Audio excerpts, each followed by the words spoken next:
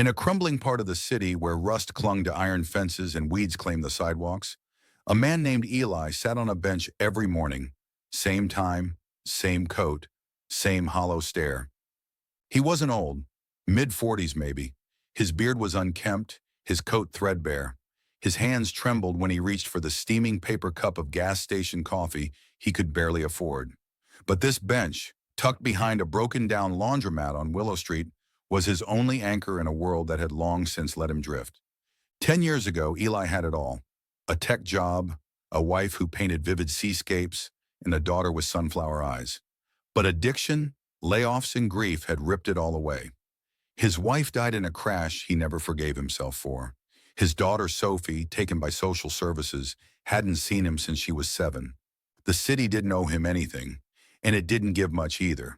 But then, on a rainy Tuesday, something strange happened. A paper bag.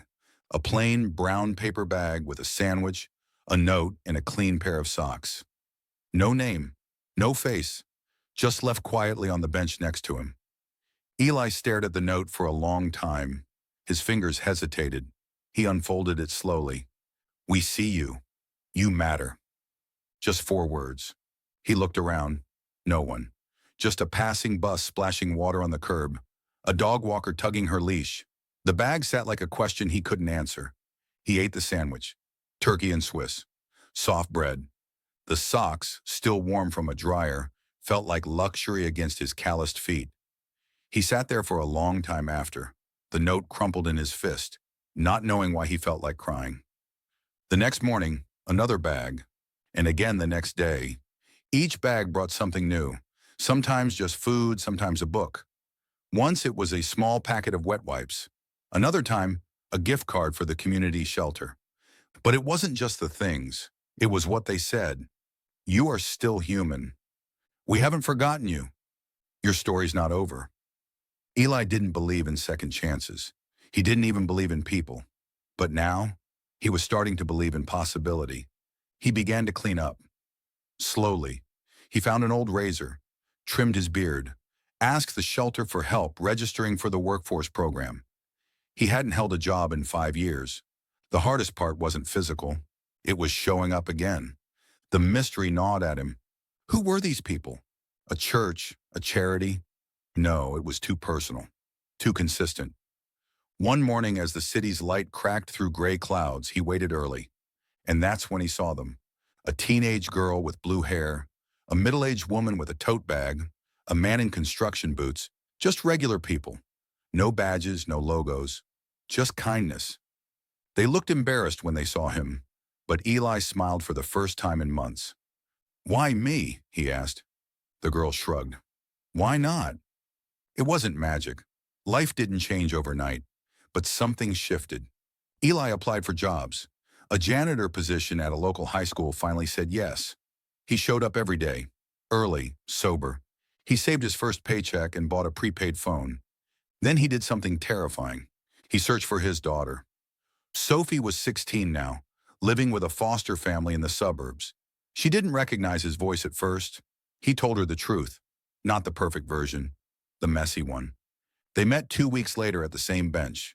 She brought a sketch pad, just like her mom. 2 years passed. Eli wasn't just surviving, he was living.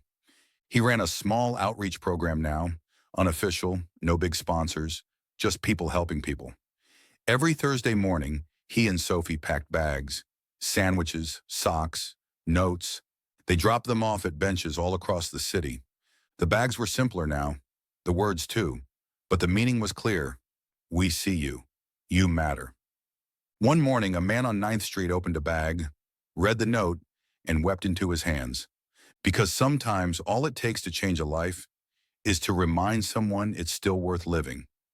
They never gave their outreach a formal name. No website, no nonprofit paperwork.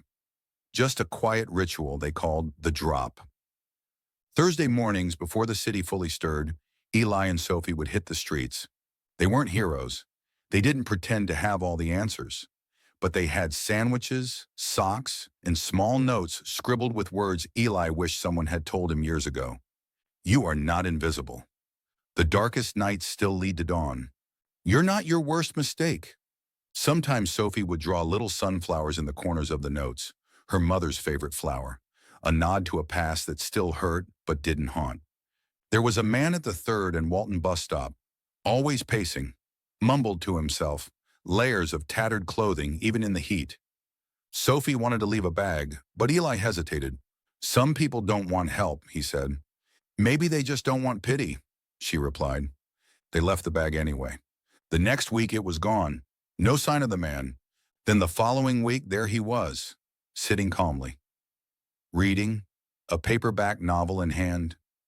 The bag next to him, empty except for the note, folded and placed gently in his shirt pocket.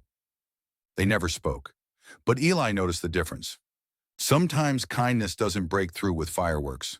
Sometimes it just steadies someone.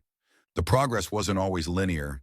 Eli still had nights where the old ghosts clawed at his thoughts. Nights when he stared at the ceiling in his rented studio apartment and remembered how it felt to lose everything. And then the relapse. One drink. That's all it took to spiral. He didn't show up for work. He didn't answer Sophie's calls. He found himself back at the bench on Willow Street, rain falling, hands shaking, shame clinging tighter than the cold. And then, just like before, a bag. But this time the note read, "One mistake doesn't erase the road you've walked." He knew Sophie wrote it. He clutched it to his chest and cried, not because he was broken, but because someone believed he wasn't. Sophie had a speech to give at school. Topic, a moment that changed your life. She talked about benches and paper bags, and a man who forgot he was worth saving. "I didn't know if my dad was still out there," she said to the room, her voice trembling.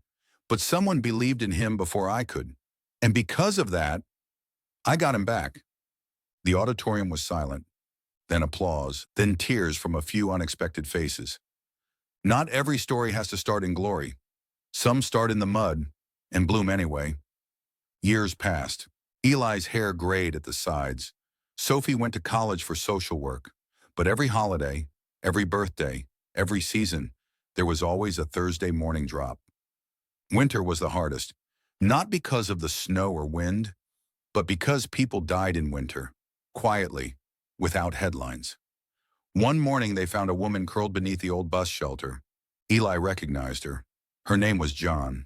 She used to sing jazz on 5th Street, back when her voice hadn't been silenced by frostbite and bad luck. He left more than a sandwich that day. He left a coat and gloves and a card with a number to a warm shelter. She didn't thank him, but a month later, Eli got a letter. It read, "You saved my life. I'm singing again. Come hear me."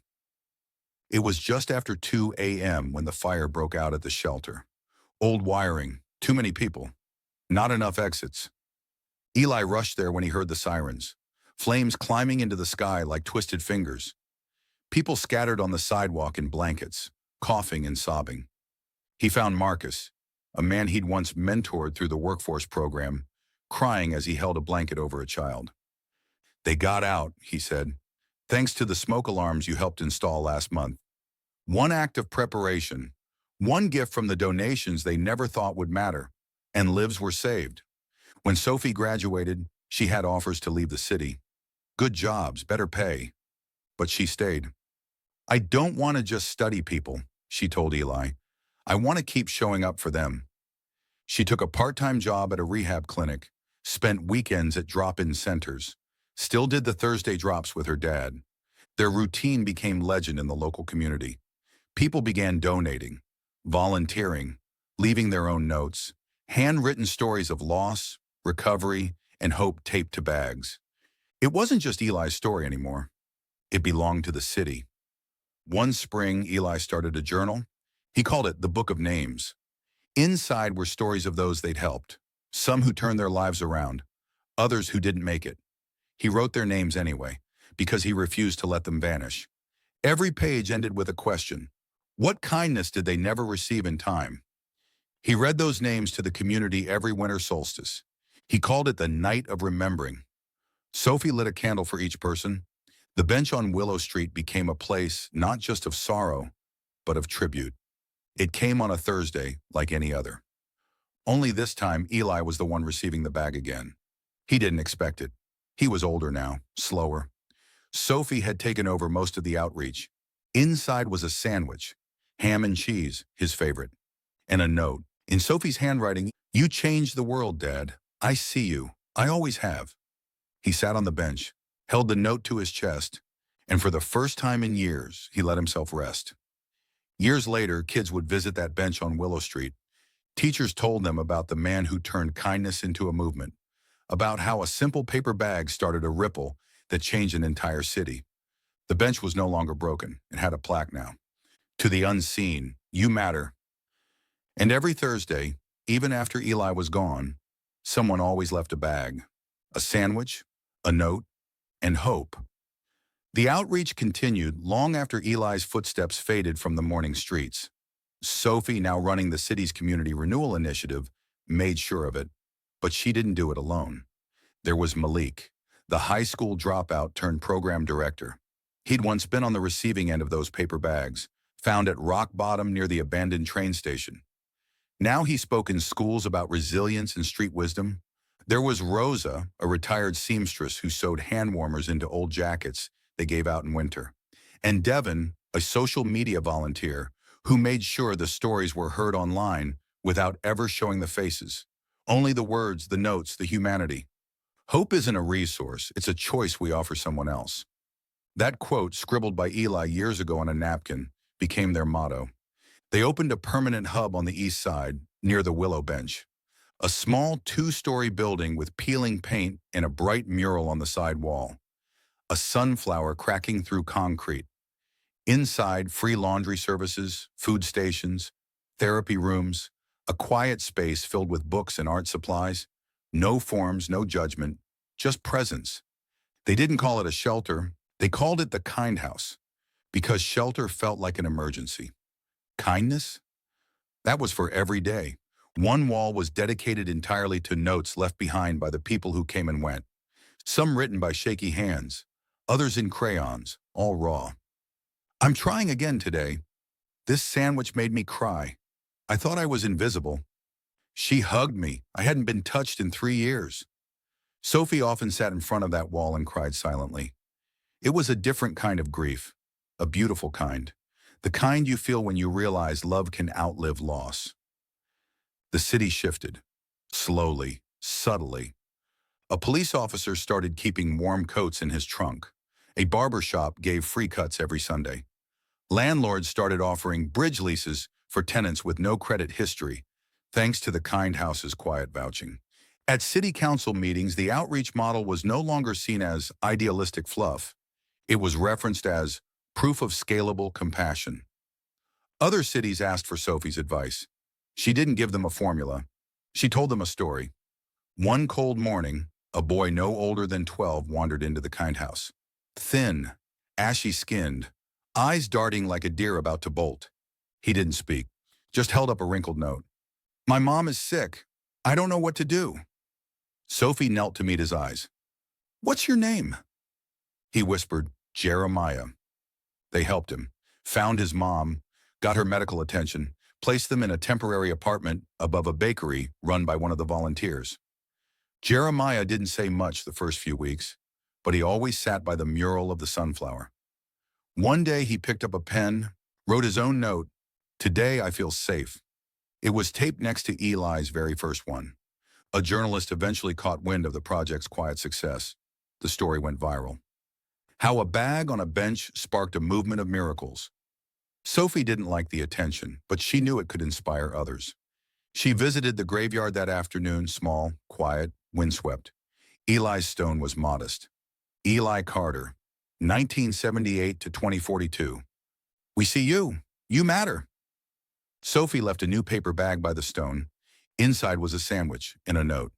"I'm still watching the sunrise for you." She sat beside the grave until the sky turned gold. A year later, 50 cities had adopted the Kind House model. Not all succeeded. Some collapsed under bureaucracy. Others flourished quietly, like branches of a growing tree.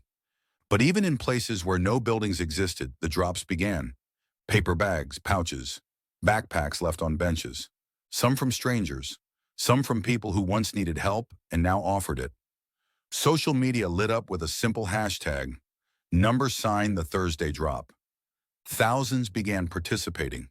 No centralized leader, just stories, sandwiches, and the power of being seen.